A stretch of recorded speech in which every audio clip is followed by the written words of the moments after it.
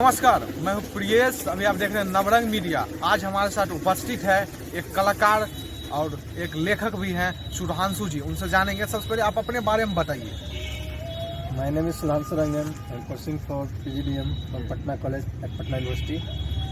और मैं साथ साथ में म्यूजिक से थोड़ा लगाव है, इसलिए मैं म्यूजिक कर लेता हूँ।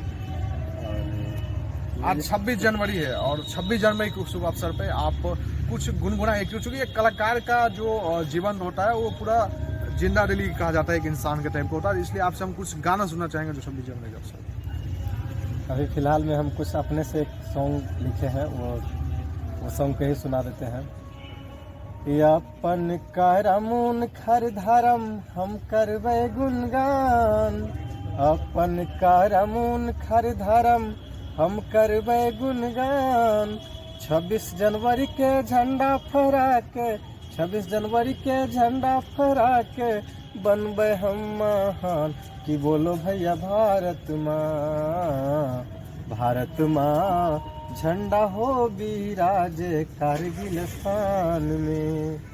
पाकिस्तानी बड़ा हरामी मिल के कैल के लड़ाई, पाकिस्तानी बड़ा हरामी मिल के कैल के लड़ाई। राइफल लेके गोली चलावे, राइफल लेके गोली चलावे भारत के जवान। कि बोलो भैया भारत माँ, भारत माँ झंडा हो बिराजे कारगिल स्थान में।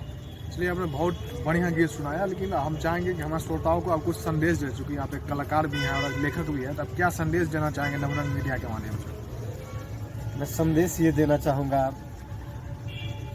कि एक मेरा एक पर्सनल ओपिनियन है, जो कि सब लोग को अच्छा लगे तो कीजिए।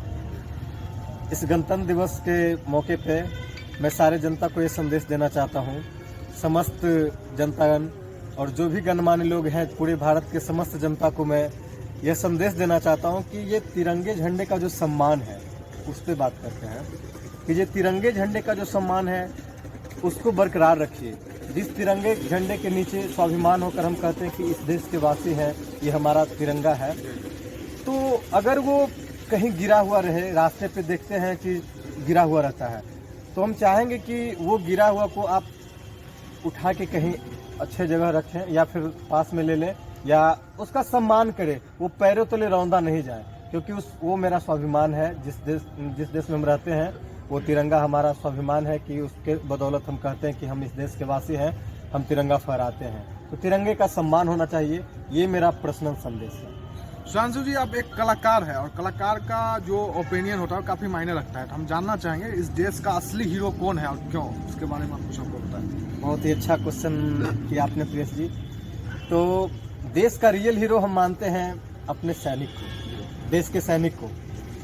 Indian air force, Indian army, Indian navy, Indian coast guard, भारतीय अर्धसैनिक बल, कमांडेंट, एसआई, कांस्टेबल, सभी को मैं एक बार नतमस्तक नमन करता हूँ। एक बार मेरा दिल से आभार उनके लिए, क्योंकि वो अगर जो बॉर्डर पे टिके हुए हैं, वो कहीं ट्रैफिक पे रहते हैं, तब उनके बदौलत ही हम चैन की सांस ले पाते हैं। वो देश असली हीरो तो मैं उन्हीं को मानता हूँ, क्योंकि वो खड़े हैं तब तो हम लोग चैन की सांस ले पाते हैं।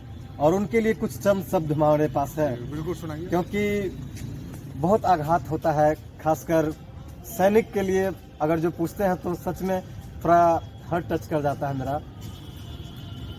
कि एक बूढ़ी माँ के पास ऐसा ही स्टोरी है कि एक बूढ़ी माँ के पास जब चिथरा लाश दिया जाता है, जो तब वो कहती है कि साहब आप 1 इंच भी अगर कमी होता है तो आप भर्ती नहीं लेते हो, साहब आप अगर 1 इंच भी कमी होता है तो आप भर्ती नहीं लेते हो, लेकिन ये मैं बेटे के आधे लाश को मैं कैसे ले लूँ।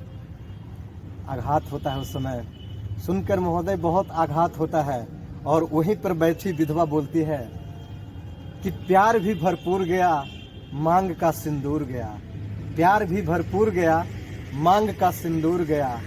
नन्हे नौनिहालों का लंगोटियाँ चली गई, नन्हे नौनिहालों का लंगोटियाँ चली गई, छोटी छोटी बच्चियों की चोटियाँ चली गई। और आप कहते हैं साहब कि एक आदमी मर गया है, हमारे घर की तो रोटियां ही चली गई, हमारे घर की तो रोटियां ही चली गई।